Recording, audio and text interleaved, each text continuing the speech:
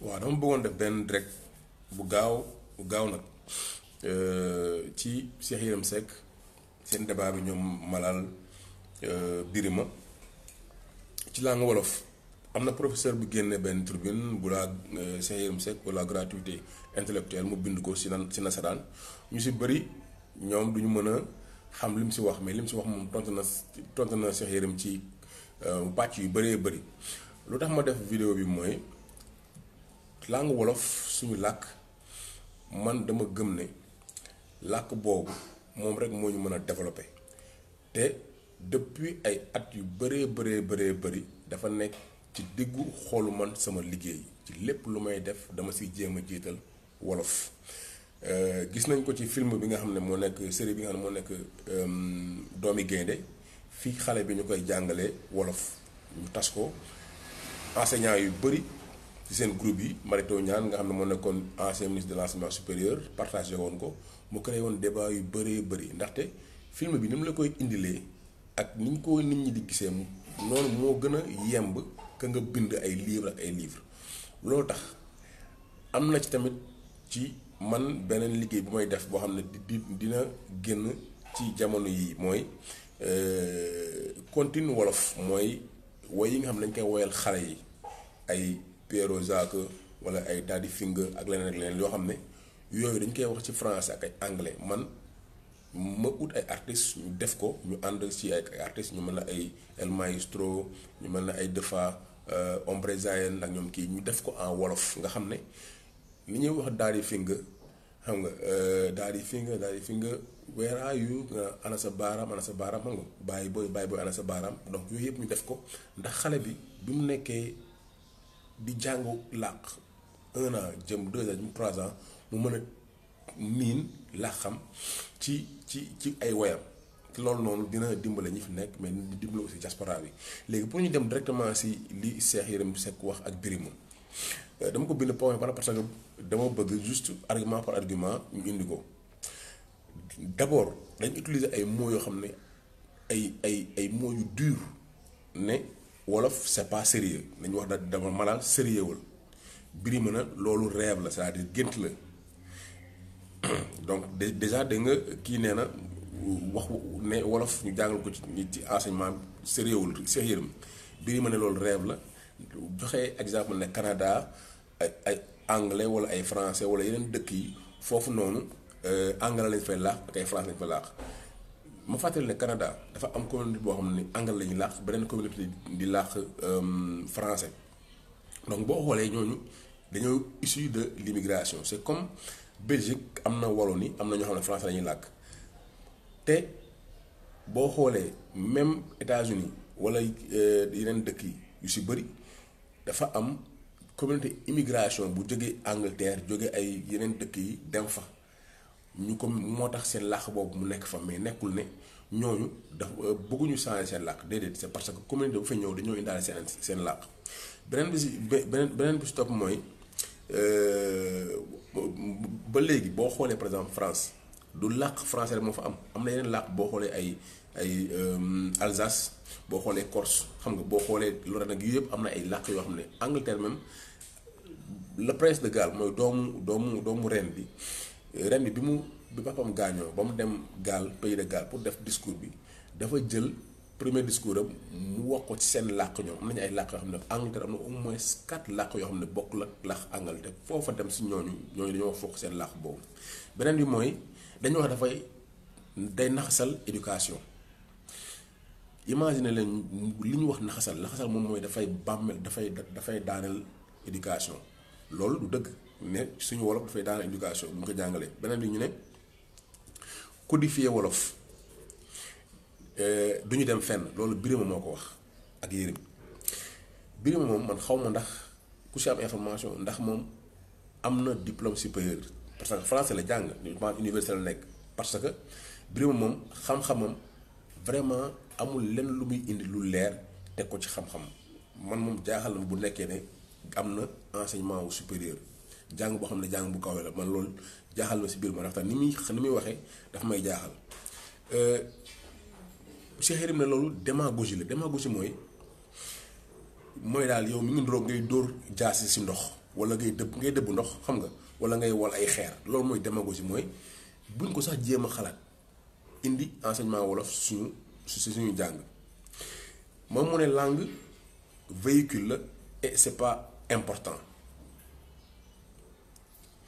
mu ne àdduna bi dafa tëddee noo xam ne nii loolu eggalewu ko dafa am làkk yoo xam ne ñoo nekk ci kaw yeneen làkk yi mooy comme li Cheikh Anta Diop waxoon mu ne am na ñoo xam ne nii dañoo ñuul am ay kawar yu crépus waaye duñu ay nègre mooy ñi nga xam ne nee na assimilation dafa dem ba nekk seen yuq ba ñoom sax bu ñu foogee ne assimilation boobu génn nañu seen bopp foofu la assimilation bi gën a suruxee ñoom ci seen biir te loolu man jàpp naa ne ñu mel ne comme ñoom Cheikh Yérim ak Birima ñooñu foofu lañ bokk parce que Birima toog na fi mu wax ne moom nañ nangu ne français moo ñu moom loolu wax na ko ci plateau jàkkaarloo toog na mu wax ko donc moom vraiment ay waxam sax duñ ci kii quoi parce que vraiment nit koo xam ne la du indi xam-xam ci li muy def léegi ñu ne bu ñu codifié wolof dañuy ñàkk benn ba ñaari génération Birima ak kii ñoo ko wax codifié wolof am na fi depuis 40 ans te boo liree tribune professeur boobu nekk université di nga ko ci gis Daouda Gueye partagé na benn kii boo xam ne mais lépp ci mathématique ak physique science physique am na tur bu ñu def ci wolof Google am na version wolof ay même Facebook ak yooyu yëpp am nañ traduction am nañ version boo xam ne boo bëggee wolof mën nga fa dugg codification moom moo tax beneen bi mooy en 19 dans les années 80 amoon na benn école pilote bu ñu defoon sa Thiès boobu Abdou Diouf moom moo nekkoon président du Sénégal école pilote boobu la ñu ko defee mooy dañoo jël ay xale ñii ñu bàyyi leen ci cursus normal bi mooy dañuy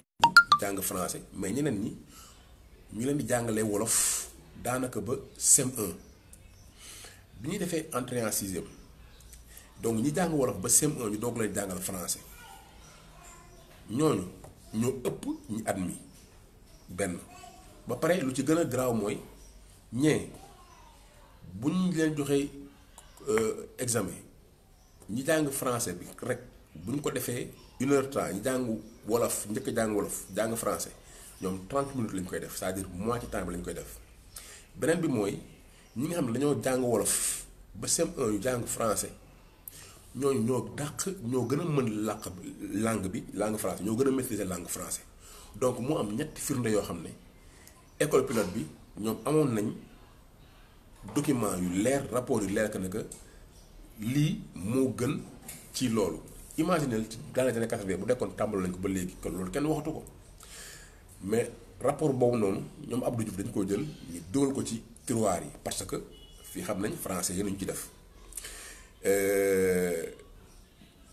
donc Daouda Gueye mi ngi wax ne bon wolof ak yeneen cinq autres langues codifié nañ ko moom tamit mi def liggéey bu am solo ci affaire wolof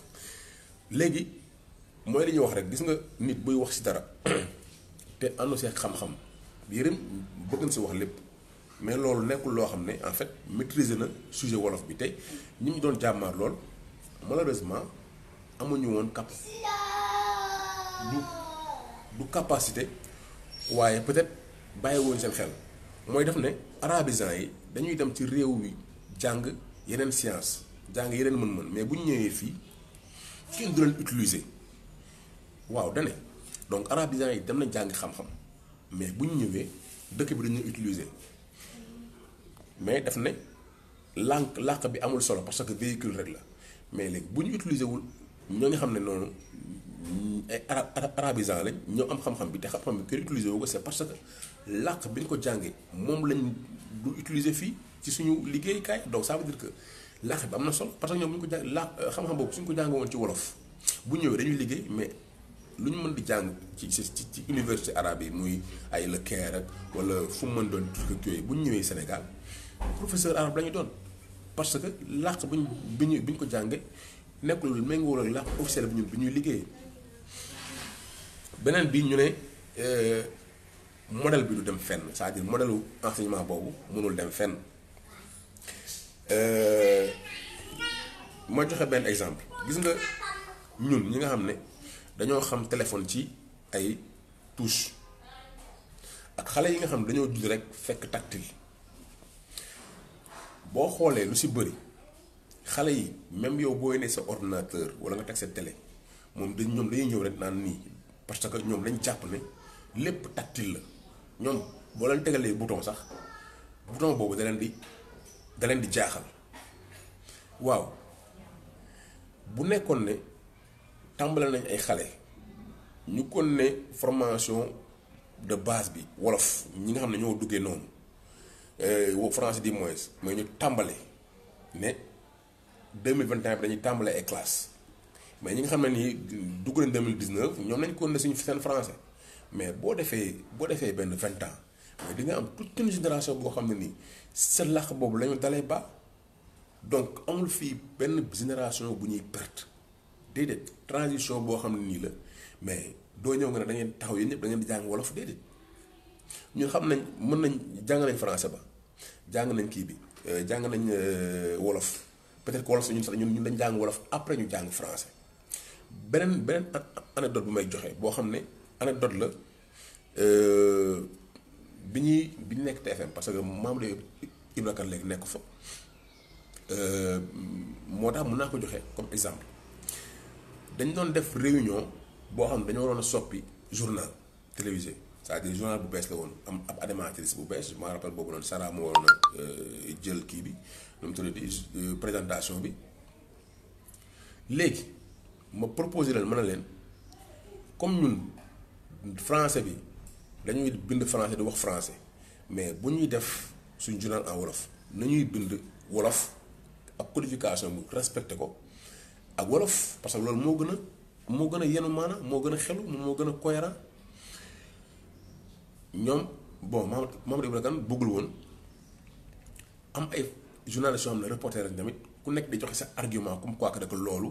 day difficile mënul nekk xam nga après nit ñi dañu comprendre mais mën na leen yéen journalistes yi yéen a am mission wu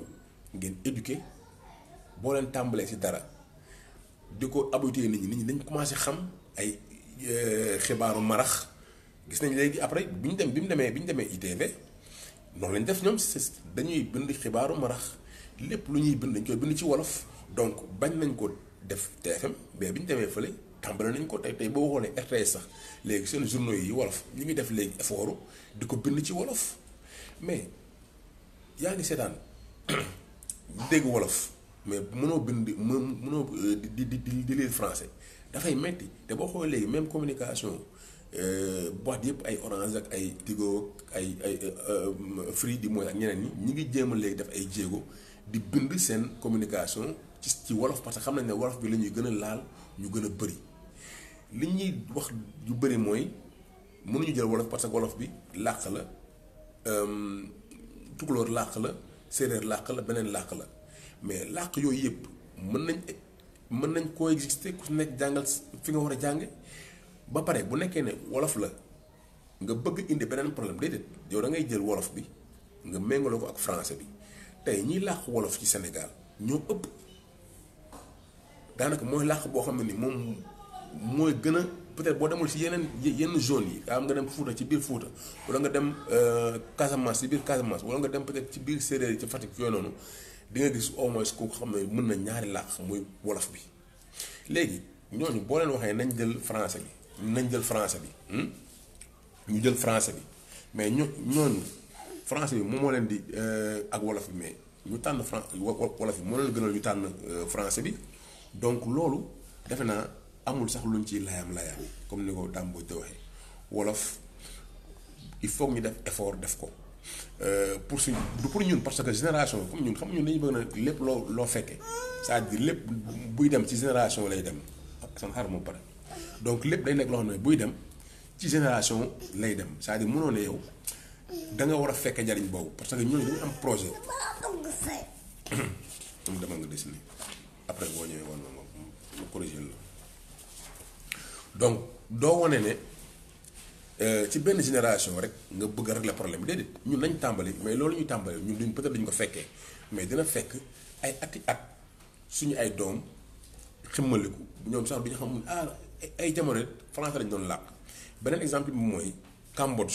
Cambodge guerre du Vietnam ñoom Ho Chi Minh mais français ñoom ñu leen colonisé woon bi leen français yi colonisé ñoom ñu xeex ba mu seen bopp guerre Vietnam mooy Dien Bien Phu lañ dàqee français yi après dàq anglais yi mais tey boo fa delloo sa 1954 yooyu noonu mais lépp français yi ko doon bindee enseigné yeeg lépp la langue officielle c'était le français mais fi mu toll nii boo demee Vietnam lépp ñoom seen làkk bopp la te mais ñooñu gën a développé ñooñu bi ñu génnee français yi génn américains yi di làkk di jàng seen làkk di bind seen làkk mais boobu ba léegi du sax benn ak ñun Corée même chose anglais yi chinois yi tu vois donc loolu moom wax ko vraiment paresse intellectuelle la ak waaw rafet na dama nga defaat beneen couleur xam nga intellectuel bu paresseur parce que boo xoolee ñun ñuy def effort di jàng bind suñu làkk boo leen xoolee ba ci biir ñu am Pastef lañu centre culturel français yi mosoo dégg ñu ne am na projet boo xam ne dinañ ci woo benn Daouda Gueye wala ñu woo Alaaji Jibi Sëy wala ñu woo ci keneen ak keneen ñi def wolofal déedéet ñoom seen ay livres la ñuy jéem a imposer mais loolu dafa am ñoom lu ñu ci namm dugal xaalis bu bëree pour véhiculer yoo xam ne ni ñoom ci seen làkk lañ koy véhiculer centre culturel français te loolu mënoo ko am ñoom seen dëkk donc mënoon naa si yaatal parce que sujet boo xam ne la bu ma intéressé la film série doomu gaynde bi man dama ne suñu acteurs yi nañuy làkk wolof bu ñu làkkee wolof ñu traduire ko après division X boobu xam ne nii amoon naa ci problème ak canal loolu moo nekkoon argument dama ne woon man sama film dama ko bëgg a tourner si sa làkk wolof parce que bëgguma ko tourner ci français xam nga après nag ñu doubler ko en français mais ñoom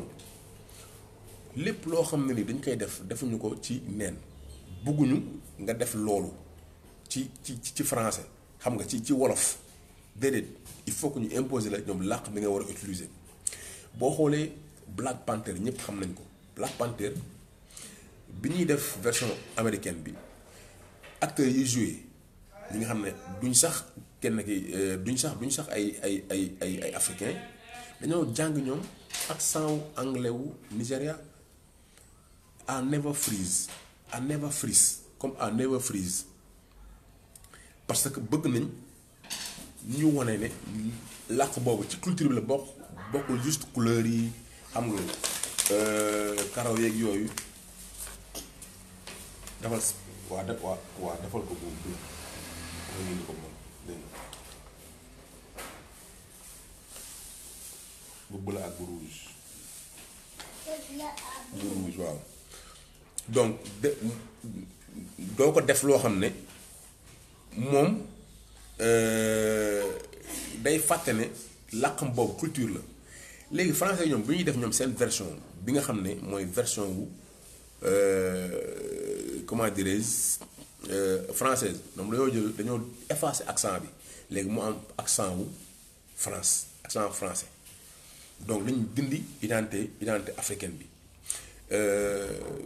ma jeexale foofu rek waxaat ñoom ci beneen sujet bu ñu dugg mooy sujet wu université yi mu ne université parce que peut-être loolu ça n'a rien à voir avec langue mais mën nañ ko sax taaw yi mu dugg ci langue bi parce que université aussi bon bu ñu fa jàngale woon wolof ñu continuer ko dañ ko fay jàngale wolof mais mu gën a tasaare université mu ne xaalis moo fa war a dugal du ñëpp ñoo fa war a dem waaw te c'est pas gratuit gis nga am na pays dans les pays scandinaves yu si bëri l'enseignement est gratuit. am na benn vidéo boo xam ne c'est une vidéo très célèbre boo xamante ne boo leen ko kiiwee am na benn animatrice Fox bu doon jéem a xas je pense Suède la ñu koy won ñoom seen système nu mu éducatif nu mu dëgëree parce que non seulement du doo fay mais da ngay jàng sax ñu lay fay benn. Cuba tamit enseignement gratuit ñoom ñooy en médecine ñoom ñooy les meilleurs. bi Covid bi amee ñoom dañu jël ay médecins di ko jox yeneen dëkk yi te l'enseignement est donc modèle bi nga xam ne mooy modèle français mooy prépa et les grandes écoles modèle boobu ñu bëgg a imposer ñu bëgg a def Sénégal mooy ñi muy jariñ mooy élite bi ku amul xaalis doo jàng ba si jàng egg Macky Sall bu nekkoon dafa judd si jamono ji nii du nekk président parce que ay waajuram amuñu woon lu ñu koy fayee ba mu mën def cursus bu normal bi ba egg université tey ñu bëri génn nañ si primaire bi parce que xoolal ko si suñu bëri ñu bëri ñëpp jàpp nañ ne ku si am tuuti rek doo dugal sa doom école publique te ñun ñëpp école publique lañ jàngale donc c'est maintenant école publique c'est devenu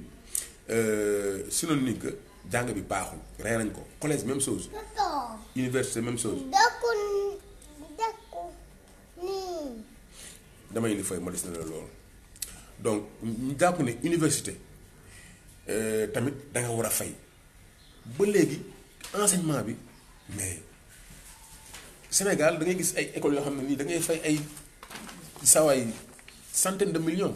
am na si ñoo xam ne nii munoo comprendre. déedéet bii laa wax. ma defal la bii ñëwaat.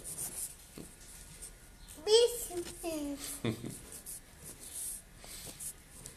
waaw am nga def ko bu xonk dégg nga. waaw. waaw donc enseignement bi ni mu chéré dem na ba ñu si bëri saa yi génn nañ ci cursus scolaire bi léegi nag grande école yooyu ak prépa yooyu dafay def élite boo xam ne ñi am xaalis seen ay doom ñooy jàng ñoom ñooy ñëwaat diriger ñi nga xam ne nii duñu am accès à cet enseignement là dañ soxla enseignement boo xam ne nii ndem ñëpp mënuñu jàng ba am université ba egg université mais ñi nga xam ne mën nañ toll une primaire buñ génnee ñu utal leen ay moyens de ñu nekk ay métiers ak yooyu ñi nga xam ne lycée lañ toll ñi nga xam ne collège lañ toll ñi nga xam ne université lañ toll ku si nekk mën a am beneen moyen de sortie beneen bi mooy université jànguluñ fa lu dul grève ak yàq ak yooyu noonu mais université boo xoolee il forme les meilleurs tey képp ku jàng université même bu nekkee da ngaa cartouché nga def fa 2 ans boo demaatee si école de formation yi mais saa waay xoola buñ la sax gis parce que t'as l'impression que yow da nga doon daw ay 3 heures de temps nga ñëw léegi ñooy tegal ay genre 20 minutes ngay daw parce que enseignement bi nekk foofu noonu c'est vrai ba léegi nekkul enseignement bu ñu bëgg parce que enseignement boo xam ne dafa kaddu la bu yàgg la bu yàqu la mais ba léegi bokk la école de formation yi nga xam ne nii gars yi dañuy jënd diplôme ñu si bëri da ngay jàng ñu jox la diplôme après doo mën dara tout est fait pour que étudiant bi à la fin de son cursus mu mën a am diplôme parce que dafa war a am diplôme parce que ñu bëri loolu dañuy dugg jàpp ne ñoom dañoo fay dañu war a am diplôme te école de formation ni ñu bëgg plus ñu am étudiant donc ñoom nekk ñu fa pour jàng pour jox xam-xam boobu xam ne nii daf la war a may yow nga nekk ki nga xam ne ku pare la mais am nga diplôme bi rek ñu ne non il est sorti de telle et grande école bu ñëwee tak war na dugg foofu noonu il est sorti de mais duñu xool yow sax xam-xam ak li nga mën ak li nga xam ne nii jàng bi egg na ko si yow déedéet ñoom diplôme la ñuy xool ak école bi ban géey non Harvard la jógee non kon kii non kii de prépa la jógee non kii li fii la jógee alors que loolu nekkul ne moom mooy garantie que ki ñu tabax dina nekk nit koo xam ne ni dina mën a am njëriñ pour suñu société yi il faut que ñu décomplexe ñun suñuy intellectuels yi liñ fi wax nii ñëpp man vraiment ruus naa si buñ ne mën na am xam-xam ci leneen mu nekk peut-être journalisme ak leneen mais ci làkk lii nii ak ci science amu ci xam-xam professeur Sakhir mathématique ku ko def xam ne ay signes la am na benn indien boo xam ne moom mais li mu indi ci liggéeyu mathématique te musul jàng école donc ci la xam la ko doon def donc la langue mathématique physique science exacte c'est universel amul làkk donc booy dugg école da ngay dugg école pour am accès directement au savoir ci xam-xam mais pas yow ngay jàng làkk boo xam ne soo ko mënul doo accès donc barrage la suñu ay maam dañu doon dóor pour ñu mën a prononcer ay kii xam nga jël ay genre symbole la ko def donc on les a traumatisés ba nga xam ne ni ñoom on leur disait que seen ancêtre yi ay Gaulois lañ ñun dañu bëgg Sénégalais boo xam ne tëgg ay doomu réew yoo xam ne nii amuñu complexe boobu ci wolof dinañ mën def lépp di jaajëfal ñi nga xam ne nii moom mooy groupe bi nga xam mooy je pense wax xam nga di def liggéey bu rafet ñoom Daouda Gueye ñoom Alaaji Jibi Sey ak ñeneen ñu ay ñoom yéeri ñeneen ñoo xam ñu bëri ñu ngi def effort xam nga ak Boubacar Boris Diop damay lire livre yu bëri yoo xam ne da ko def si en wolof beneen anecdote bi may jeexale mooy man bi may def 5e may def 6e dama rendre compte ne sama moyenne li ko doon wàññi anglais la woon ci 3 mois vacances yi ma jëloon saa yi ma yeewoo 8 heures damay jàng anglais ba 10 heures 11 heures doo ko génn quelque chose ce qui va arriver lu ma mën di def kenn mënu ma génne de 8 heures jusqu'à 11 heures kenn mënu ma génne sama kër damay jàng anglais